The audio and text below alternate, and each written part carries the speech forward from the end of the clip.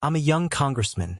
He's the governor's son. This political marriage will kill me, or save me. Marry him, or watch your entire career implode. That was the governor's offer, and I was too smart to think it was a joke.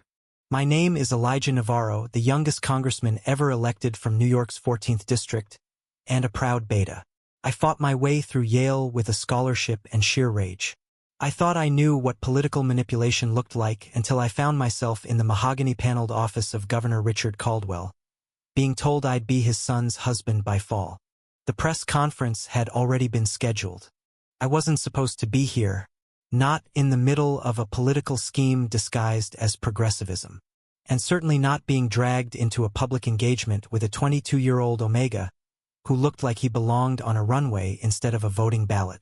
But that's exactly where I was, locked into an arrangement with Julian Caldwell, the infamous, paparazzi-plagued, golden boy son of one of the most powerful men in America. Julian was everything I wasn't. Unfiltered, radiant, chaotic. He lit up every room he walked into and then set it on fire for fun.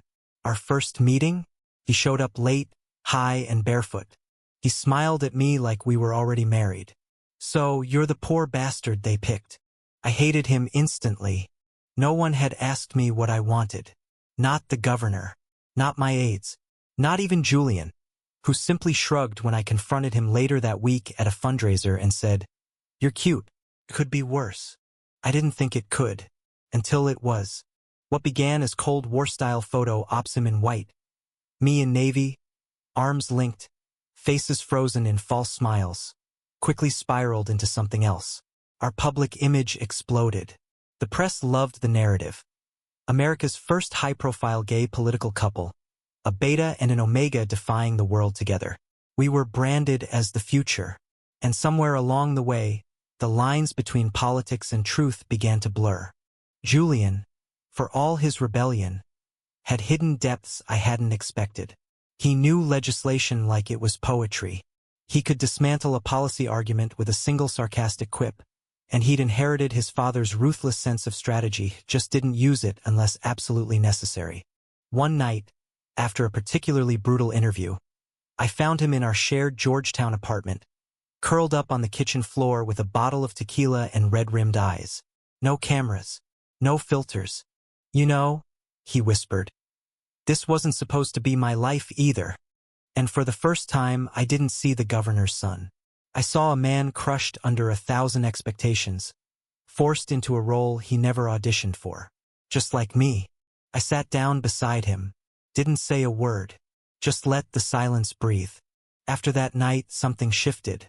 The press still called it the engagement of the decade, but behind closed doors we began to rewrite the rules. Julian started attending committee meetings. I started smiling at him in public without faking it. He laughed more. I cursed less. Then came the firestorm. It began with leaked photos of Julian leaving an underground Omega bar in Brooklyn, kissing a stranger. The media erupted. Caldwell's opponents pounced.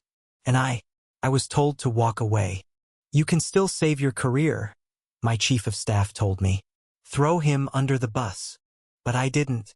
I stood at that press conference and told the world I loved him. Because by then I did. Not because of politics. Not because it would look good. But because the mess of a boy I'd been forced to marry had become my reason for breathing.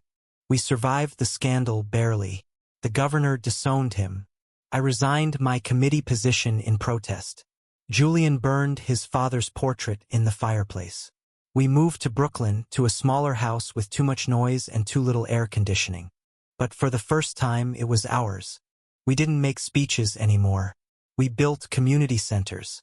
Julian taught Omega youth how to fight with words. I drafted bills that actually passed. We were no longer the image of perfection, but we were real. And real love in this city, in this country, under these eyes, is the most political act of all. So no, that marriage didn't kill me. It saved me. And it saved him, too. Thank you for listening. If you find it interesting, please like and subscribe to follow the next stories.